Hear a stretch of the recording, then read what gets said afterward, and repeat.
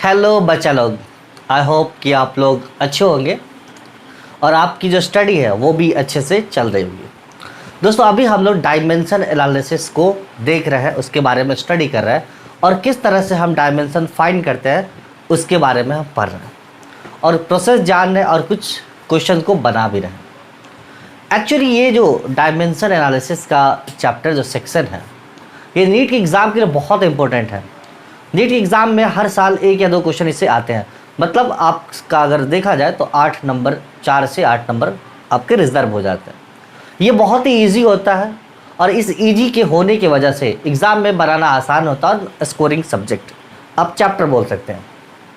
क्योंकि फिजिक्स में अगर आप देखा जाए नीट के एग्ज़ाम में बहुत सारी चीज़ें जो है अगर देखा जाए तो चीज़ें वहाँ पर सिंपल हो जाती है और जो सिंपल चीज़ें हैं वहाँ से अगर क्वेश्चन पढ़ के जाए, बहुत सारे बच्चे मिस्टेक कर जाते हैं कि वो भारी चीज़ों को पढ़ लेते हैं और इजी चीज़ों को छोड़ देते हैं। जैसे 2020 का पेपर आप उठा के देखेंगे तो एनालिसिस बहुत ही सिंपल आपको मिलेगा। इससे सिंपल मिलेगा कि क्या इस पेंडेमिक सिचुएशन में जो बेसिक चीज़ें थी ना, उससे क्वेश्चन ज़्यादा पूछे गए। और ये किसी भी कॉम्पिटिटिव एग्ज़ाम का ये मेन जान है कि बेसिक से क्वेश्चन पूछता। क्वेश्चन बनाना कमाल नहीं है, उसके बारे में उसके बेसिक्स को जानना। अगर आप बेसिक्स को अच्छे से जानते हैं तो ये चीज़ें आपके लिए बहुत ही इंपॉर्टेंट, किसी भी एग्ज़ाम में आप क्रैक कर सकते हैं। और सबसे जो मेन मोटिवेशन अगर होता है वो सेल्फ मोटिवेशन होता है। सेल्फ मोटिवेशन जो है आपके अपने अंदर से लाना होता है। हर दिन नए नए प्रॉब्लम्स आपको दिखेंगे, लेकिन उसको दूर करके अपने आप में मोटिवेट होना है, बहुत बेहतरीन तरीके से आगे बढ़ना है। तो चलिए हम आगे आज का क्लास स्टार्ट करते हैं। चलिए सिंपल सी बात हम करते हैं आपसे, चार्ज का डायमेंशन। चार्ज आपने इसको पढ़ा होगा, चार्ज बराबर क्या होता है? चार्ज बराबर क्या होता है? Electric current, current into time. इन ईजीज अगर फॉर्मूला Q = IT, यह आपने स्टडी किया होगा क्लास 10th में, आपने पढ़ा होगा इस चीज़ को। Q = IT। अगर हम इसका डायमेंशन निकालना चाहे, किसका डायमेंशन? इस चार्ज का डायमेंशन अगर हम निकालना चाहें तो कैसे निकालेंगे? इसका डायमेंशन आसान है। I का डायमेंशन क्या होता है? A या कहीं कहीं पे I, और टाइम का T। तो हम क्या बोल सकते हैं, चार्ज का जो डायमेंशन होता है वो क्या होता है? Q का dimension AT, A for ampere, T for time, है ना, सेकेंड, जिसका यूनिट होता है। और अगर सिंपल हम बात करें इलेक्ट्रिक पोटेंशियल का, इलेक्ट्रिक पोटेंशियल, अच्छा इलेक्ट्रिक पोटेंशियल क्या होता है? V W/Q, है ना। V = क्या? Work done by charge. Work done का क्या बताया था? वर्क डन का हमने क्या डिस्कस किया था यहाँ पर? चलिए, वर्क डन बराबर क्या, हम इसको इलाबोरेट कर देते हैं। वर्क डन बराबर क्या? फोर्स इनटू डिस्टेंस, है ना, डिस्प्लेसमेंट, फोर्स इनटू डिस्प्लेसमेंट, और W Q क्या? ये AT, है ना, Q AT। अच्छा, फोर्स का क्या होता? MLT-2। तो हम लिख सकते हैं क्या? MLT-2, और यहां पर डिस्टेंस है तो L, डिस्टेंस है तो क्या? L, और नीचे में क्या? AT। अगर इसको सिंपल वे में और ले चले, क्योंकि देखिए यहाँ पर वर्क डन आपको याद होना चाहिए, वर्क डन का हमने पीछे करवाया है। अगर आपने नहीं देखा लेक्चर तो डिस्क्रिप्शन बॉक्स में लिंक है, डिस्क्रिप्शन में, तो आप वहां जाकर देख सकते हैं इसका लिंक। ये क्या, अगर आप इसको सॉल्व करेंगे तो क्या हो जाएगा? ML2T-2 और नीचे में AT। इसको और अगर सॉल्व करेंगे तो इलेक्ट्रिक पोटेंशियल का जो डायमेंशन होगा वो कितना हो जाएगा? ऊपर ले जाइए, ML2T-1 A-1। तो इलेक्ट्रिक पोटेंशियल का जो वैल्यू होता है इलेक्ट्रिक पोटेंशियल का, वो कितनी होती है? वो डायमेंशन ML2T-1 A-1। बहुत सिंपल। कैसे? क्योंकि इलेक्ट्रिक पोटेंशियल बराबर क्या होता है? वर्क डन बाय चार्ज, और वर्क डन बाय चार्ज तो वर्क डन क्या होता है? फोर्स इनटू डिस्प्लेसमेंट, है ना। और चार्ज का अभी जस्ट हमने डायमेंशन पढ़ा क्या? AT। तो AT, और फोर्स का क्या MLT-2 है ना, MLT-2, और क्या डिस्प्लेसमेंट है तो L मल्टीप्लाई करो, यहाँ पर क्या हो जाएगा ML2T-2, और नीचे T ऊपर गया तो -2, और क्या यहाँ पर सॉरी गड़बड़ एक चीज, यहाँ पर प्लस है तो ऊपर गया तो माइनस, तो यहाँ पर हो जाएगा -3, ठीक है, T हो जाएगा -3, यहाँ पे क्या हो जाएगा आप देखो, यहाँ पर T ऊपर गया -2 और -1, तो हाउ मच -3, तो ये चीज़ें यहाँ पर -3 ML2T-3 हो जाएगा। ये आपका डायमेंशन किसका हो जाएगा, इलेक्ट्रिक पोटेंशियल का। अच्छा, इसी इलेक्ट्रिक पोटेंशियल से अगर हमें डायमेंशन निकालना हो रेसिस्टेंस का, किस चीज़ का, इलेक्ट्रिक रेसिस्टेंस का, इलेक्ट्रिकल रेसिस्टेंस का अगर हम निकालना हो तो क्या होता है, from the Ohm's law V बराबर IR, ये भी पढ़े हुए सर, तो देयरफॉर R बराबर V/I। तो R क्या, this R is equal to electrical resistance, ये क्या कहलाता है, ये इलेक्ट्रिकल रेसिस्टेंस कहलाता है ना, ये क्या कहलाता है, ये इलेक्ट्रिकल रेसिस्टेंस कहलाता।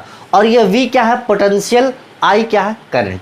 तो V पोटेंशियल का भी हमने जस्ट निकाला यहाँ पे डायमेंशन ML2T-3 A-1, तो क्या हम यहाँ पर रख दे, तो हम इसको यहाँ पर वैल्यू रख दे ML2T-3 A-1, और नीचे में करंट है तो A। आप अगर इसको सॉल्व करेंगे तो A फिर यहाँ पर देखिए 1 है, ऊपर जाएगा तो -1 हो जाएगा पावर। तो कितना लिख सकते हैं डायमेंशन, अगर हमें डायमेंशन लिखना हो इसका इलेक्ट्रिकल रेसिस्टेंस R का डायमेंशन, तो हम क्या लिख सकते हैं ML2T-3 A-2, ये हमारा आंसर आ जाएगा, है ना, इलेक्ट्रिकल रेसिस्टेंस का, और यहाँ पर इलेक्ट्रिक पोटेंशियल का और चार्ज का। दोस्तों अगर आपको एक चीज़, ये सीक्वेंस बाज हम ले चलते हैं, आपको सीक्वेंस में अगर आप फॉलो करेंगे ना इन चीज़ों को, तो आपको रट्टा मारने की ज़रूरत नहीं पड़ेगी। और फिजिक्स ऐसा सब्जेक्ट है जहाँ पर बोरिंग नाम की कोई चीज़ नहीं होती, है ना दोस्तों, बोरिंग नहीं होनी चाहिए। अगर बोरिंग हो रहा तो समझ लीजिए कि आप मज़े नहीं ले रहे। आप ना फिजिक्स को फील के साथ पढ़िए, मतलब फिजिक्स पढ़िए नहीं, बस फील कीजिए, तब आपको वो फिजिक्स मज़ा आने वाला। चलिए आगे कुछ और हम डायमेंशन देखते हैं। अब देखते हैं, अगर मान लीजिए कि कोई चीज़ है, ठीक है, दो चार्ज, कल हमने लास्ट लेक्चर में हमने देखा था कि न्यूटन लॉ ऑफ ग्रेविटेशन की वजह से जो फोर्स लगा उसमें जो ग्रेविटेशनल कांस्टेंट है उसका डायमेंशन निकाला। अब एक कूलम्ब्स लॉ, ठीक है, अगर आप 12 में जाएंगे तो इसको पढ़ेंगे फर्स्ट चैप्टर में, कूलम्ब्स लॉ क्या होता है। उन्होंने क्या, जिस तरह से न्यूटन का बोला कि जब दो मास बॉडीज़ है और दो मास बॉडी के बीच में फोर्स लगता है, तो उसी तरह कूलम्ब्स भाई ने भी ये बताया कि दो चार्ज बॉडीज़ के बीच में फोर्स लगेगा। तो इसी को हम लोग जो फोर्स उन्होंने लॉ दिया उसी को हम लोग क्या बोलते हैं, कूलम्ब्स का जो है फोर्स बोलते हैं। यहाँ पर देखिए, मान लीजिए कोई चार्ज बॉडी है, यहाँ पर कोई चार्ज बॉडीज है, एक पे चार्ज Q1 है, एक पे चार्ज Q2 है, और दोनों कुछ डिस्टेंस R पे रखे हैं, ठीक है। कोई दो चार्ज बॉडीज है, Q1 charge and Q2, may be दोनों पॉजिटिव दोनों नेगेटिव, एक पॉजिटिव एक नेगेटिव हो सकते हैं, है ना, हो सकते हैं। अगर दोनों पॉजिटिव होगा तो क्या होगा, रिपल्सन होगा, या दोनों नेगेटिव होगा तो भी रिपल्सन होगा।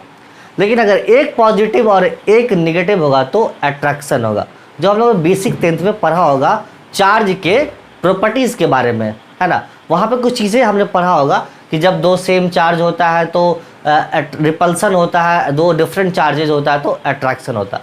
तो कूलम्ब्स भाई ने क्या बताया कि जब अगर मान लीजिए फोर्स लगा, इस दोनों पर जो फोर्स लगेगा, मान लीजिए Q1 और Q2 पे जो फोर्स लगेगा, इसके वजह से इस पर अगर मान लेते हैं दोनों ना पॉजिटिव है, Q1 भी पॉजिटिव है और Q2 भी पॉजिटिव है, तो फोर्स क्या लगेगा, ये इधर लगेगा और ये इधर लगाएगा, मतलब force on 1 due to 2 F12 का क्या मतलब, फोर्स पहले वाले पर लगा इस दूसरे वाले की वजह से, है ना। और यहाँ पे क्या लिखते हैं F21, मतलब फोर्स ऑन 2 ड्यू टू 1, मतलब दूसरे पर फोर्स लगा पहले वाले की वजह से। दोनों जो है सेम फोर्स लगाएगा इन मैग्नीट्यूड की अगर हम बात करें तो इक्वल फोर्स अप्लाइड और both the charges, but its direction is different. देखिए इसका डायरेक्शन इधर जा रहा है, इसका डायरेक्शन इधर जा रहा है, तो दोनों का अलग अलग डायरेक्शन है। क्यों? पॉजिटिव चार्जेस के बीच में क्या होता है? रिपल्सन होता है। उसको दरकिनार कीजिए। कूलम्ब्स भाई ने क्या बोला, यहां पे लिख देता कूलम्ब्स लॉ, है ना, कूलम्ब्स लॉ। इसने क्या बोला कि जो फोर्स लगेगा, अगर दोनों पर फोर्स लगा तो प्रोपोर्शनल होगा दोनों चार्ज के प्रोडक्ट के, है ना। क्या F is proportional to magnitude of क्या product of their charges. And दूसरा क्या बोला कि and inversely proportional to square of distance between them. मतलब दोनों चार्ज के बीच में जितनी दूरी होगी, डिस्टेंस होगी, उसका स्क्वायर का इन्वर्सली प्रोपोर्शनल होगा। अगर आप दोनों को कंबाइंड कर देंगे तो क्या हो जाएगा? F proportional Q1 into Q2 by r square. और इस प्रोपोर्शनलिटी साइन को हटाने के लिए हम मल्टीप्लाई करेंगे एक K से, that K is equal to what, this K is equal to constant. K क्या है? कांस्टेंट। अब देखिए क्वेश्चन यहां से आता है, नीट या किसी एग्जाम में अगर आप देखे होंगे, प्रीवियस ईयर पेपर पलटेंगे बहुत सारे कॉम्पिटिटिव एग्जाम में, कि कूलम्ब्स क्वेश्चन कैसे फ्रेम होता है। ये कूलम्ब्स लॉ है, तो इसलिए कूलम्ब्स लॉ में क्या बोला कि कूलम्ब्स लॉ में कोई कांस्टेंट है कि उसका यूनिट बताइए या उसका डायमेंशन बताइए। ध्यान से क्वेश्चन सुनिएगा। क्या बोला कि कूलम्ब्स लॉ में जो कांस्टेंट के है उसका यूनिट या डायमेंशन बताइए। क्वेश्चन आया हुआ एग्जाम में, मेडिकल के एग्जाम में, चाहे AFMC का एग्जाम हो चाहे नीट का पेपर हो, ये क्वेश्चन आया हुआ। पलट के देखेंगे ये चीजें तो मिलेंगी। अब अगर आप के यहाँ पर निकालें, what is the value of के, तो के की वैल्यू कांस्टेंट होती है 9 इंटू 10 टू द पावर 9, इसकी वैल्यू फिक्स होती है। अगर आप देखें इसकी वैल्यू के बारे में बात करें तो 9 इंटू 10 टू द पावर 9 होती है, ठीक है, इसकी वैल्यू कांस्टेंट होती है। लेकिन अगर आपसे यूनिट के बारे में पूछा तो यूनिट क्या होता है, चलिए हम इसको फॉर्मूला के से हिसाब से हम डिराइव करते हैं। तो के बराबर क्या, इसको मल्टीप्लाई कर दे तो फोर्स इंटू आर स्क्वायर और नीचे में क्या Q1 इंटू Q2। अगर इसका यूनिट, सिर्फ यूनिट पूछा तो हम क्या लिख सकते हैं, क्या फोर्स का यूनिट होता है SI यूनिट न्यूटन और डिस्टेंस है तो मीटर का स्क्वायर, और नीचे में चार्ज का SI यूनिट कूलम्ब होता है, चार्ज का SI यूनिट कूलम्ब होता है। तो कूलम्ब इंटू कूलम्ब को अगर हम स्क्वायर करें तो क्या करें, तो ये न्यूटन मीटर स्क्वायर पर कूलम्ब स्क्वायर। तो K का यूनिट क्या होता, अगर आप यहाँ पर देखिए K का यूनिट कितना हो जाएगा, न्यूटन मीटर स्क्वायर पर कूलम्ब स्क्वायर। ये क्वेश्चन आया हुआ एग्जाम में, किसी कॉम्पिटिटिव एग्जाम में आया हुआ, आप अगर चेक करेंगे तो आपको मिलेगा न्यूटन मीटर स्क्वायर पर कूलम्ब स्क्वायर। अगर इसका डायमेंशन निकालना हो, किसका, इस K का अगर डायमेंशन निकालना हो तो हम ऐसे निकाल सकते हैं, है ना। K का डायमेंशन निकालना तो हम कैसे निकालें, देखिए K का डायमेंशन, फोर्स न्यूटन है तो क्या फोर्स है, तो फोर्स का MLT-2, MLT-2, है ना। ये क्या फोर्स का डायमेंशन MLT-2। ये क्या, अब K का अगर डायमेंशन निकाले तो K का डायमेंशन कितना हो जाएगा, यहां पर देखिए MLQ, ये ऊपर चला जाएगा तो क्या हो जाएगा T-4A-2। ये कितना हो जाएगा, ये K का डायमेंशन जो कांस्टेंट है, इन किस में कांस्टेंट है, कूलम्ब्स लॉ में जो K कांस्टेंट है उसका डायमेंशन कितना हो जाएगा MLQ T-4A-2। अब यहाँ पर एक और चीज़ पूछता है, क्या, इस K का अगर हम डिफाइन करें तो K बराबर 1/4 पाई E एप्सिलॉन नॉट होता है। यहाँ पर ये जो E एप्सिलॉन नॉट है इसको हम लोग relative permittivity of free space बोलते हैं। क्या बोलते हैं, relative permittivity of free space, है ना। यहाँ पे क्या बोलते हैं, relative permittivity of free space. तो यहाँ पर इसका भी कभी कभी यूनिट पूछ देता है और इसका डायमेंशन पूछ देता है कि relative permittivity of free space का यूनिट्स या डायमेंशन कितना होगा।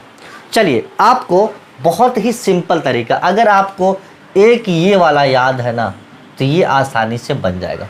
आप अगर ध्यान से देखें तो 4 पाई तो कांस्टेंट होता है इसकी वैल्यू, तो k इनवर्सली प्रोपोर्शनल है ई एप्सिलॉन नॉट के। देखिए ध्यान से, k बराबर 1/4 पाई एप्सिलॉन नॉट, तो k is the inversely proportional to किसके, k के।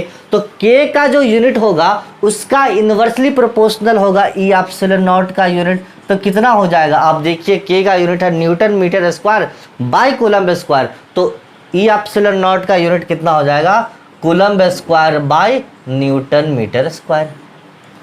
सिंपल है, आपको रट्टा मारने की जरूरत नहीं पड़ेगी, है ना। आपको एक चीज याद है यहाँ पर, तो आप दूसरा चीज आसानी से निकाल सकते हैं।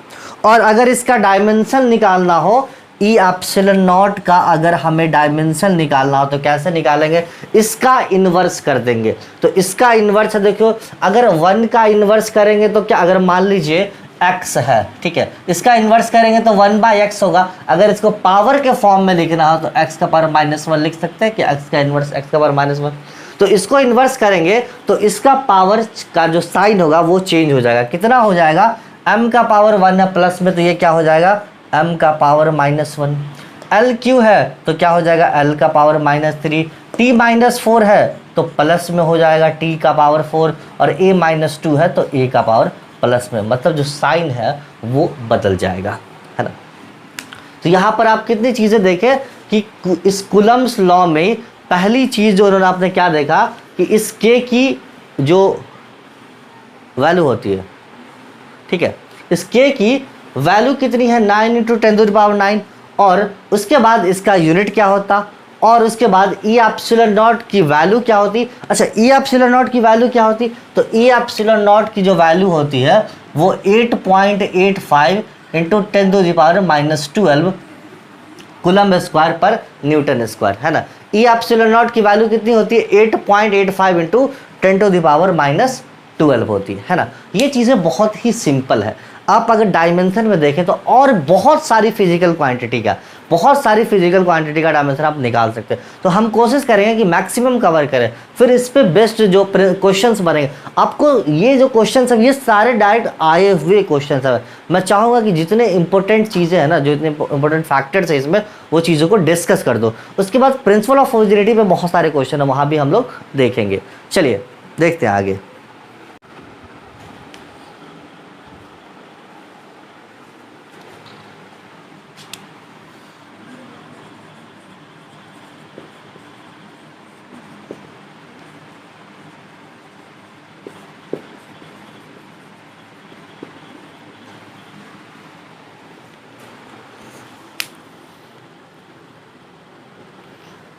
t - 3 a - 1, ठीक है। चलिए अगर हम देखें कैपेसिटेंस का, तो कैपेसिटेंस बराबर क्या होता है, C बराबर Q/V, है ना। कैपेसिटेंस Q बराबर C बराबर Q/V होता है। ये सब 12 में आप जाके पढ़ेंगे ये सब चीज़ों के बारे में कि what is capacitance, what is something potential charge, और ये सब के बारे में 12 की क्लास में आप जाएंगे तो वहाँ पढ़ेंगे, लेकिन डायमेंशन यहाँ पर पढ़ेंगे।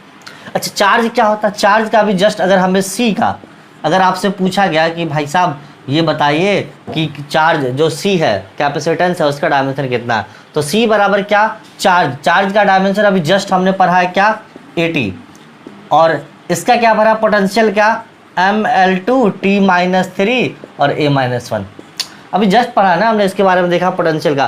तो अगर आप इसको ऊपर की तरफ ले जाएं तो क्या हो जाएगा, m का पावर -1, l का पावर -2, और ये ऊपर जाएगा तो -3 और +1 है, सॉरी ये जाके प्लस हो जाएगा, तो t का पावर क्या हो जाएगा, 4 हो जाएगा, और ये ऊपर चला जाएगा तो क्या हो जाएगा, a का पावर 2। तो कैपेसिटेंस ऑफ द कैपेसिटर कितना होता है, m-1, l का पावर -2, t का पावर -4 और a का पावर +4 और a का पावर भी +2 हो जाएगा। कुछ चीज़ें देखिए यहाँ पर, अगर मान लें कुछ और बेसिक चीज़ें की बात करें तो फ्रीक्वेंसी देख लेते हैं, है ना। फ्रीक्वेंसी f = क्या होता है, 1 टाइम पीरियड, है ना। अगर f का अगर डायमेंशन निकालना चाहे तो क्या लिखेंगे, m का पावर 0, l का पावर 0, t का पावर -1। क्योंकि ये t ऊपर चला जाएगा तो क्या हो जाएगा, t का पावर -1। यहाँ पर m भी नहीं है, l भी नहीं है, तो क्या हम लिख सकते हैं t का पावर -1 लिख सकते हैं कि नहीं? बिल्कुल। फ्रीक्वेंसी का जो एसआई यूनिट होता है वो क्या होता, हर्ट्ज होता। क्या होता, फ्रीक्वेंसी का एसआई यूनिट हर्ट्ज होता।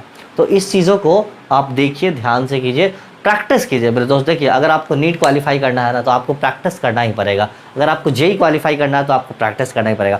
और पिछले जो कुछ लेक्चर में हमने बताया था बुक्स के बारे में, डीसी पांडे और पियर्सन की बुक बहुत अच्छी बुक है नीट वाले बच्चों के लिए। आज मैं जेई वाले बच्चों को सजेस्ट करना चाहता हूँ, कौन सी बुक आप बनाएं जो आपके लिए बहुत बेस्ट हो। तो मेरे दोस्तों, अभी जस्ट ना बेहतरीन, अगर नंबर ऑफ क्वेश्चन प्रैक्टिस करने हैं ना आपको जेई के लिए, जेई क्वालिफाई करना ना, अरिहंत पब्लिकेशन की आती है प्रदीप बेनीवाल की बुक, है ना, तो आप उसको बनाएं। उसमें लेवल, उसमें थ्योरी एक भी नहीं है। प्रदीप बेनीवाल की book one of the best book है फॉर जेई। तो आप जाके वहाँ पर देखें, अगर नहीं है तो फ्लिपकार्ट, गूगल, अमेज़ॉन और बाकी अलग जो ई कॉमर्स वेबसाइट है वहाँ से, या आप ऑफलाइन देखिए, खरीद सकते हैं। खैर, ये कोई प्रमोशन नहीं है दोस्तों, बहुत अच्छी बुक है, इसलिए हमने आपको ये चीज़ बता दिया। ठीक है, चलिए हम आगे बढ़ते हैं। और आगे बढ़ने से पहले चीज़ों को अगले लेक्चर में हम आपसे मिलेंगे, है ना, और अगले लेक्चर में हम कोशिश करेंगे और नए नए डायमेंशन को लेकर आए, और भी कई चीज़ों को हम उसमें ऐड करेंगे। तब तक के लिए आपसे अलविदा लेते हैं। Thank you so much guys.